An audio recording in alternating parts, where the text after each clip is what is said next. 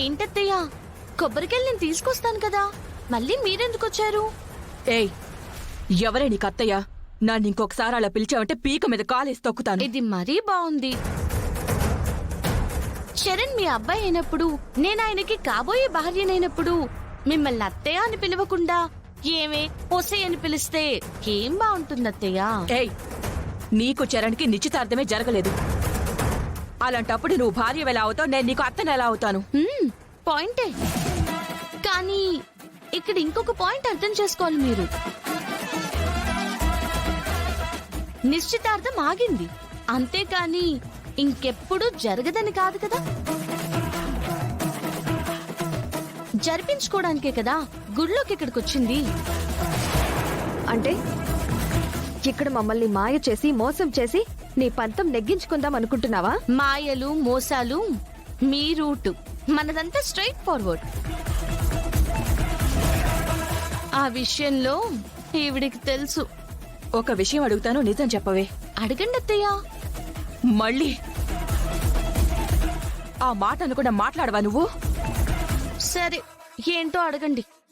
రాత్రి చరణ్ రూంలోకి అమ్మవర్లా వేషం వేసుకుని వచ్చింది నువ్వే కదా?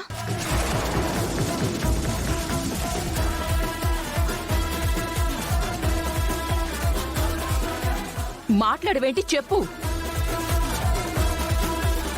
ఈ విషయం మాకెలా తెలిసింది అనుకుంటున్నావా? వచ్చినప్పటి నుంచి నువ్వు ఓవర్ యాక్షన్ చేస్తున్నావు కదా, దాంతోనే మాకు డౌట్ వచ్చింది. అబ్బా, నువ్వు పెద్ద సైంటిస్ట్వి మరి. ఈ ప్రపంచంలో ఎవ్వరూ కనుక్కోలేని విషయాన్ని నువ్వు కనిపెట్టేశావు. ముందు నిజం చెప్పు. రాత్రి అమ్మవర్లా వచ్చింది నేనే.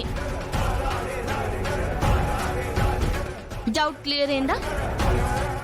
అమ్మవారిలాగా గెటప్ వేసుకోవడానికి, మోసం చేయడానికి నీకు సిగ్గులేదు? అబ్బా, మోసాల గురించి నువ్వు ఈవిడ చెప్పాలి మరి. నిశ్చితార్థం ఆపడానికి పాముని రప్పించి జాతకంలో ఏమైనా దోషాలున్నాయేమో అని అందరికీ డౌట్ వచ్చేలా చేసి నిశ్చితార్థం ఆపించేశారు కదా, మరి దాన్నేమంటారు? మోసం కాదా? నేను చేసిన పనికి నాకు సిగ్గులేదా అంటున్నావు, మరి ఈవిడ చేసిన పనికి ఈవిడ్నేమనాలి? నీ నిశ్చితార్థం ఆపించానని తెలిసేసరికి నా కొడుకుని ఇబ్బంది పెడుతున్నావన్నమాట. నేనేం ఇబ్బంది పెట్టాను? నాలుగు మీద శూలం గుచ్చేలా చేయడం ఇబ్బంది పెట్టడం కాదా? అది నాకు సంబంధం లేదు.